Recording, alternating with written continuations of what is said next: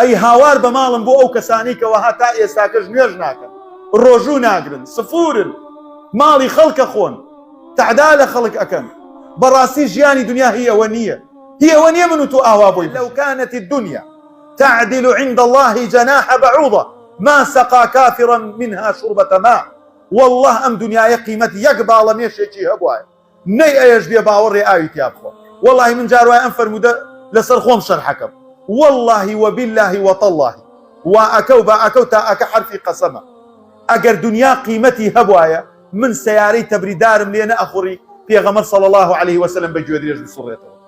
والله أم دنيا أجر قيمتي هبوايا باشترين إنسان كان نا أجر رايا وبو مال بخيزاني بلي تشيم هيو نا النبي بيخابلي أو بروجو أبم دايك عايشة أفرمي سين بخوا بدومان بس أو خرما لما منها هبوا.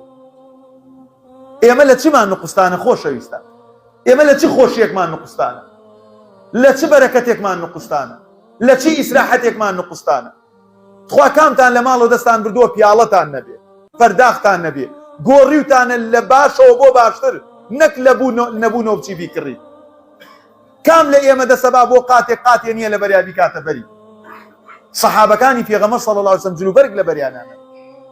بۆیە عەبدوڕەحمانی کوڕی عەوف یەکەم کەسێک بوو لەوانەی کە لە دوای ئیمامی عومەر لە خەلافەتی ئیمامی عوسمانە مڕەشەح بوو لەو 6 نەفەرەی کە هاوشانی ئیمامی عەلی و عوسمان ببێتە خەلیفەی موسڵمانان.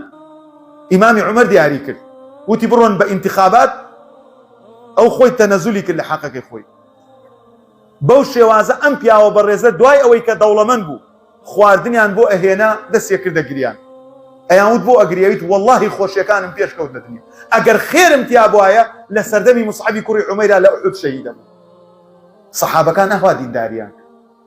بۆیە زۆر گرنگە ئێمەی موسڵمان بزانین ئەو نیعمەتانی کە ئێستا ئێمە لە بەردەستمانە.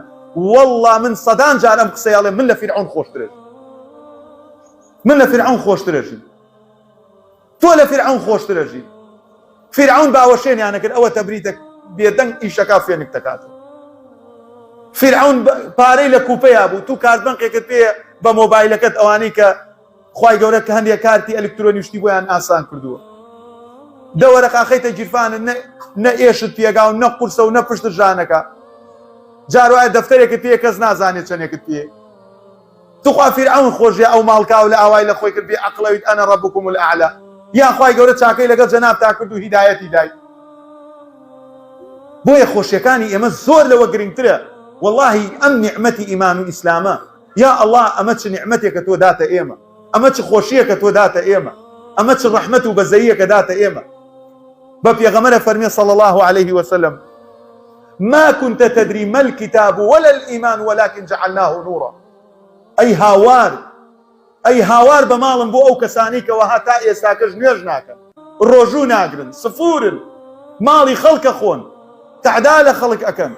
بەڕاستی ژیانی دنیا هی ئەوە نییە، هی ئەوە نییە من و تۆ ئاوا بۆی بژین.